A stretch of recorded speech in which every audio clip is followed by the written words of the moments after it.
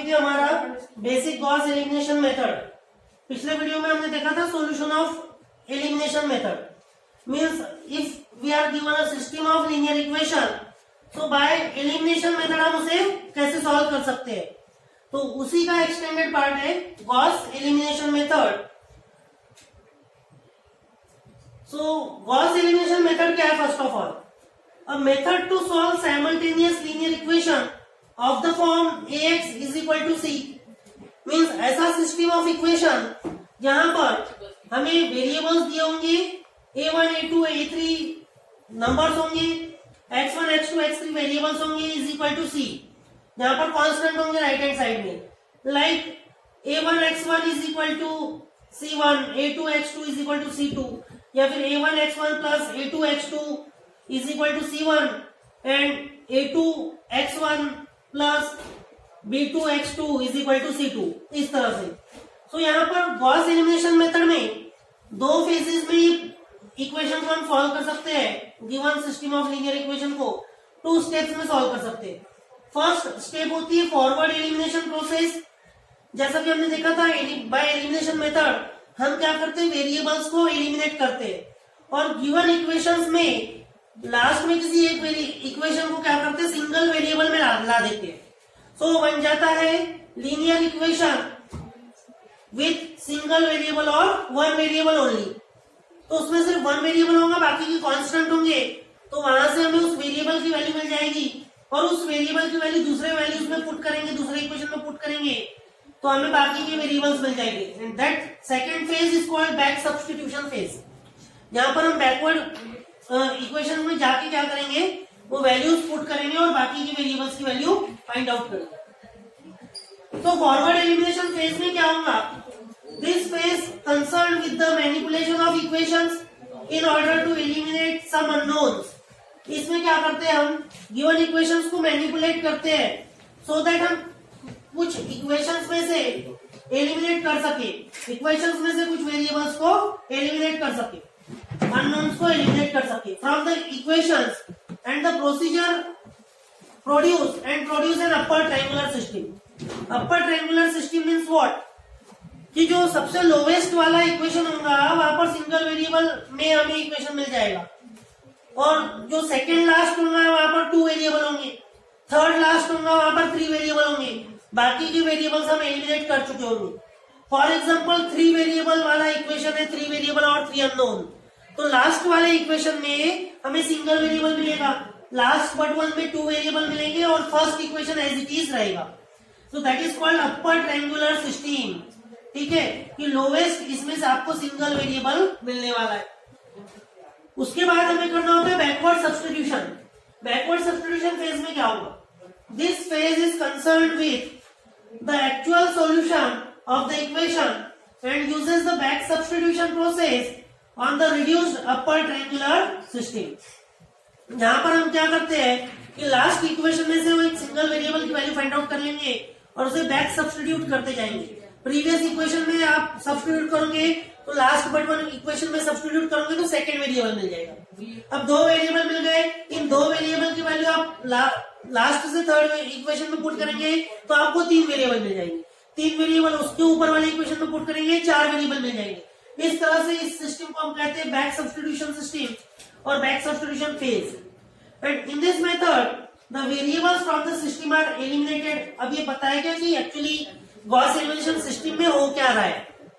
In this method the variables from the system are eliminated successively हम variable eliminate करते जाएंगे and the system is therefore reduced to an upper triangular system. ये हो गया first part and from which the variables are determined by back substitution, that is the second phase. So समझ लेते हैं process को पूरा। फर्स्ट होता है फॉरवर्ड एलिमिनेशन प्रोसेस और forward elimination phase. A set of n equations and n unknowns दिए हुए, फॉर एग्जांपल हमें इस format a11 x1 plus a12 x2 plus a13 x3 dot dot dot a1n xn is equal to b1, जहां पर x1 x2 x3 xn क्या है, unknowns है, and b1 क्या है, कांस्टेंट है।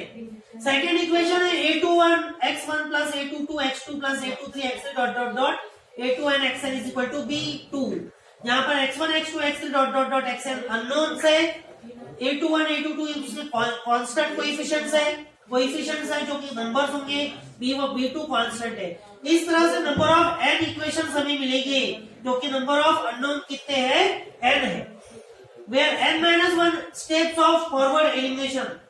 अब हमें यहाँ पर कितने एलिमिनेशन स्टेप्स लगेंगे, n-1 स्टेप्स लगेंगे, क्योंकि first equation as it is रहेगा जिसमें पूरे n वेरिएबल्स होंगे। ठीक है, सो फर्स्ट स्टेप में हमें क्या करना है, फॉर इक्वेशन 2 फर्स्ट इक्वेशन तो एज इट इज रखना है जैसा कि मैंने बताया। For equation 2 divide equation 1 by a11 and multiplied by a21।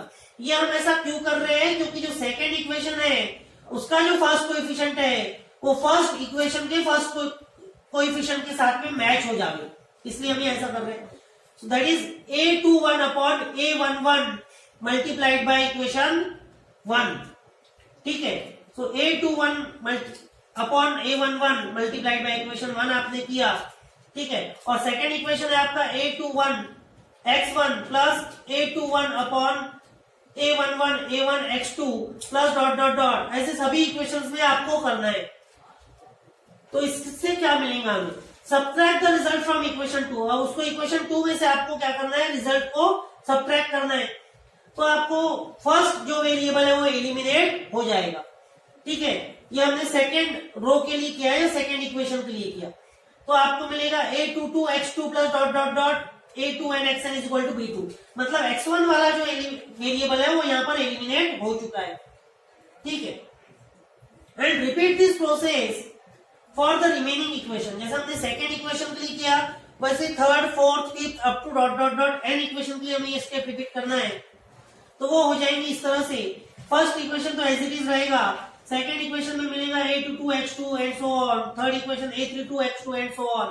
तो यहाँ पर सभी इक्वेशन में से x1 वाला जो वेरिएबल है वो रिड्यूस हो चुका है, एलिमिनेट हो चुका है। यहाँ पर स्टेप 1 हमारी एलिमिनेट एंड हो गई।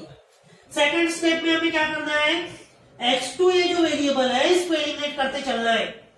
तो सेकेंड इक्वेशन में x2 रहने देना है, थर्ड इक्वेशन के आगे के सभी में क्या करना है, x2 वेरिएबल एलिमिनेट करना है। देखते हैं step 2। Repeat the same procedure for the third term of equation number 3। So इस तरह से हो जाएगा a11 x1 first equation as it is, second equation as it is, third equation में से x2 वाला जो वेरिएबल है वो एलिमिनेट हो जाएगा। उसके लिए आपको थर्ड इक्वेशन को का जो फर्स्ट जो कोएफिशिएंट है x2 का जो कोएफिशिएंट है और यहाँ पर सेकेंड इक्वेशन का जो कोएफिशिएंट है x2 का उसको इक्वेट करना है और सेकेंड में से थर्ड इक्वेशन माइनस करना है। तो क्या हो जाएगा, वो एलिमिनेट हो जाएगा। इस तरह से सभी में से एलिमिनेट कर देंगे, एंड ऑफ स्टेप 2 हो जाएगा। स्टेप 3 में क्या करना होगा आपको समझ में आ रहा है। तो स्टेप 3 में आपको थर्ड इक्वेशन में से जो x3 जो वेरिएबल है वो आपको रिमूव करना है। And at the end of n-1 forward elimination step the system of equation will look like this. First equation में पूरे वेरिएबल रहेंगे, सेकेंड इक्वेशन में x1 नहीं रहेगा, थर्ड इक्वेशन में x1 x2 नहीं रहेंगे and so on. Last equation में हमें सिर्फ मिलेगा लास्ट वाला वेरिएबल, मतलब xn वेरिएबल के फॉर्मेट में इक्वेशन आ जाएगा। और इसे सॉल्व करने के बाद आपको xn वेरिएबल की वैल्यू मिल जाएगी और यहां से शुरू हो जाएगा बैकवर्ड सब्स्टिट्यूशन फेज। तो ये जब आप सिस्टम देखते हो तो it is look like an upper triangular system. तो इसलिए यहाँ पर कहा गया अपर ट्रायंगुलर सिस्टम में हमने रिड्यूस करना है फॉरवर्ड एलिमिनेशन फेज। आगे बढ़ते हैं, ये तो मैट्रिक्स फॉर्मेट में हो गया कि a11 a12 ये सब ये कांस्टेंट कोएफिशिएंट्स है। यहाँ पर x1 x2 x3 अननोन है और ये b1 b2 b3 dot dot dot constant है। तो ये अपर ट्रायंगुलर मैट्रिक्स में इस तरह से जीरोस हो जाएंगे सभी। सिर्फ first equation as it is रहेगा, सेकंड इक्वेशन में का पहला जो कोएफिशिएंट है वो 0 हो जाएगा, थर्ड इक्वेशन में इसका 2 0 हो जाएंगे, फोर्थ इक्वेशन में 3 0 हो जाएंगे, लास्ट इक्वेशन में n-1 0 हो जाएंगे। बैकवर्ड सब्स्टिट्यूशन फेज में आप जब इसे सॉल्व करोगे तो आपको xn की वैल्यू मिल जाएगी। xn is equal to bn raise to power n-1 upon ann raise to power n-1। ये xn मिल जाएगा।